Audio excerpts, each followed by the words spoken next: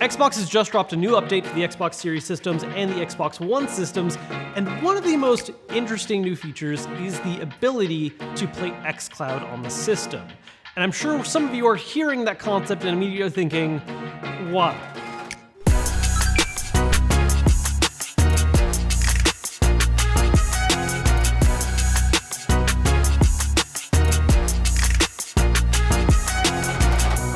Now, if you have no idea what that whole sentence even meant, Xcloud is part of the Game Pass Ultimate system where, as part of a member, you can stream play games to a number of different devices. Originally, this was heavily pushed as something you could do on your mobile phone. It was an Android thing. It came to iPhone. They opened it up to other things like being able to use it in browser and on PC. And now you can use the service on your Xbox. Instead of launching it as its own individual app, the way it actually works is that if you see any games under the Game Pass header that have this little tiny cloud icon, that means when you select them, you have the option to either install and play them like you would a regular Game Pass game, or you can play them remotely using streaming. Now, some of the uses for this are admittedly pretty limited, especially if you have a more up-to-date system. If you own an Xbox Series X, the reasons to use it are maybe not quite as obvious. Honestly, I would say the biggest benefit of this is the ability to test out and try a game before having to deal with waiting for them to install. For instance, one of the main big games right now that has come out for the Xbox Series X is Forza Horizon 5, which is a over 100 gigabyte game. And if you're curious to try it out to see if you even might like it because you're not sure how you feel about racing games, waiting for an over 100 gigabyte install takes a lot of time. And so the option to just jump into Streamplay right away to try it out is really handy. Where this is much more interesting, though, is for people who do not have current-gen systems and have access to an Xbox One, whether that is the One X, One S, or even the original one.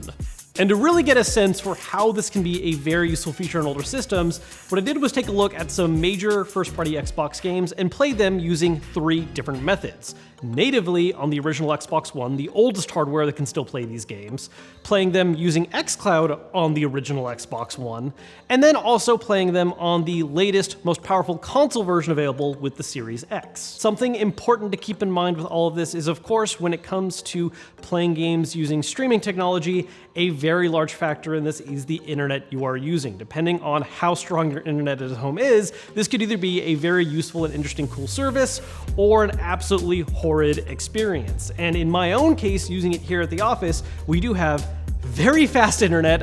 Running the connection test on the Xbox One itself actually showed that it was getting around 800 up and 800 down. Obviously not the situation that everyone finds themselves in, but it does give you an idea of how in ideal conditions this can work. In general, regardless of what internet you have at home, I do highly recommend that when trying this yourself, have your system hardwired in. You can play over Wi-Fi if you want, but generally that's just never going to be as secure and as good of an experience as a hardline connection is going to be. Of the different tests that we ran, the first main comparison I really want to take a look at is running a game natively on the original Xbox One, again, the oldest hardware currently available for a lot of these titles, compared to playing them using Xcloud on the same system. Now, if you're not entirely familiar with how Xcloud works, basically you are remotely playing on Xbox's own servers that are running the Xbox Series X versions of titles. So if the Series X version offers things like 60 FPS or certain visual enhancements, those are things that are active in the Streamplay version. You're not always going to make full advantage of all these things because of the fact that you are, of course, playing it remotely, but you should be getting at least the best experience possible playing over this kind of connection. And in this particular game that I really focused on, Forza Horizon 5, there are 2 things that very heavily stood out right away: loading times and frame rate. Playing Forza Horizon 5 on the original Xbox One does not offer any kind of graphical option mode. You can't choose performance or quality. It is just one option that is 1080p, 30 frames, or at least struggling to hit 30 frames, and is overall an experience that just does not look quite as clean or beautiful as it is on modern systems. On top of this fact, because the original Xbox One is still relying on a traditional hard drive as opposed to the SSDs that were added to the Series X and Series S, load times are noticeably very long. Booting up the game initially takes quite a bit of time, and if you're driving a lot on the overworld map, you can actually encounter situations where everything just freezes up for a slight moment because the system needs to actually load the area you're driving into and it wasn't ready yet. By comparison, using Xcloud in the Xbox One, there are a lot of differences to note right away. Now, because the Xcloud version of the game is based on the Xbox Series X version, you do get the option to go between performance and quality here, but basically you should just be playing in performance mode. The reason being is that using Xcloud, right now at least, the service is topped off at 1080p 60 FPS. You cannot do over a 1080p resolution gameplay stream, even though it's running on a system that can do that higher. In order to ensure that the service is running smoothly and you can benefit from things like higher frame rates, it is putting a cap on what kind of resolution it's going to be pushing out. So yes, you could play the game on Xcloud in quality mode, but even though over wherever you're playing it, it's internally rendering out as 4K, the actual signal being sent to you is still gonna end up only being 1080p. And you can really see this when looking at the quality mode on the Xcloud versus just playing it natively on the Xbox One. Now, when you jump over to the performance mode though on Xcloud, this is where things get very differently. Yes, you're still capped at 1080p, and in exchange, you're getting a very smooth 60 FPS, and in my experience, one that is actually very reactive. Yes, it is not identical to playing the game natively. You are going to have a little less input lag and more responsiveness not playing over the internet, but the kind of input lag I was experiencing was honestly not very noticeable. I mean, I have had experiences playing on TVs natively that use a lot of post-processing techniques that create input lag that were worse experiences than using game mode on a TV right now with Xcloud. One thing that I do think is important to note about all of this, though, is that while you are getting a 1080p resolution image most of the time, that doesn't mean that it's going to look the same as a game running natively at 1080p, and a large part of that is compression. The signal being sent to your system is just never going to be as perfectly clean and smooth as something that's being played natively in the system, partially because it is making that compression and sacrifice to make sure that it can actually keep up with keeping the game stream going to your system. And so, even though it's at 1080p, you'll notice that it probably looks a little cloudier, a little fuzzier. There's just a lot of compression artifacting going on that just makes for not as clear of an image as 1080p could be. It's not exactly the same as seeing something at a lower resolution, but it does have that same kind of effect where things are just not going to have the same degree of crispness as you might assume. Add on to this the fact that, again, this is the Series X version of the game that relies on an SSD. Load times playing the game on Xcloud are far better than playing them natively on the Xbox One. You are getting into the game much faster, races load up a lot quicker. I think one of the best examples of this actually is that when you load up a race in Forza Horizon 5, there's usually just kind of a little warm-up time where you see your car on display and your character's kind of dancing around. And on Xcloud, that goes by pretty quickly, and that's the experience I'm used to playing it on Series X. Whereas compared to playing it on the Xbox One, because it takes so long to load up the race, it's actually almost awkwardly uncomfortable feeling just seeing your character dance around as long as they are as you're waiting for the race to start.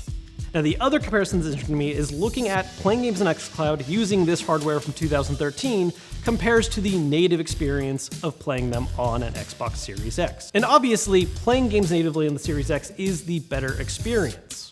But it's the distance between them that is interesting to me. Again, with Xcloud, you are limited to 1080p resolution, but you are also still able to get up to 60 FPS for those games that support it.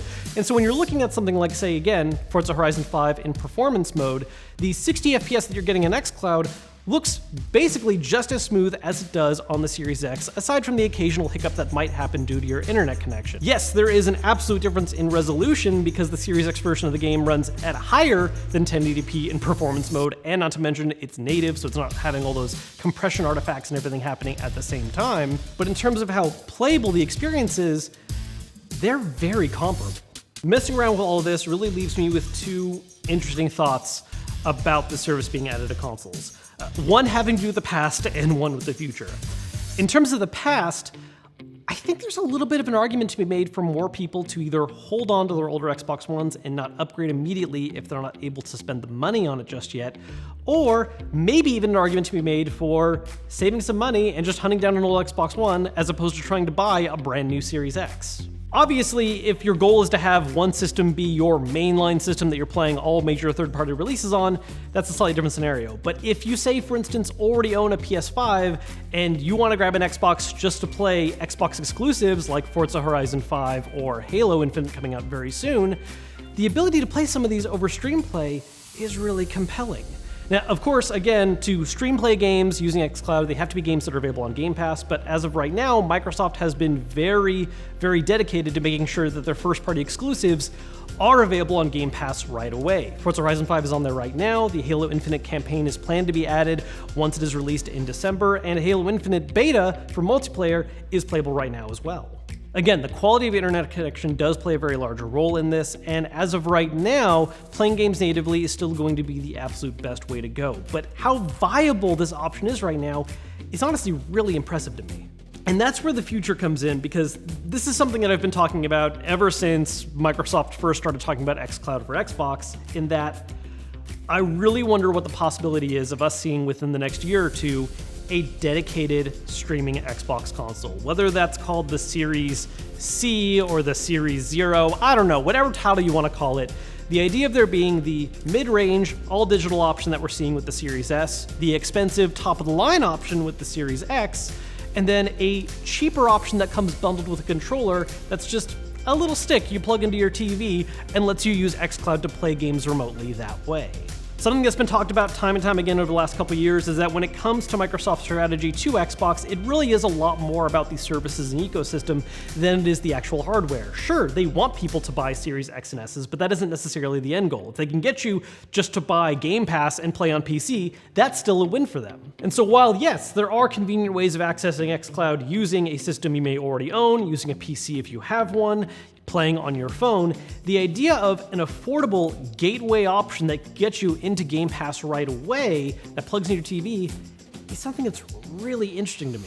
And it would not have made sense at all to try and launch this 2 or 3 years ago. I mean, we already saw multiple streaming services try to take off in 2019 with varying degrees of success, mostly non-success. But seeing where Xcloud is going right now and the kind of performance that is currently possible, I'm really curious if we're going to see more companies take another stab at this, and whether or not Xbox can really lead the charge with the kind of proven quality we're seeing so far.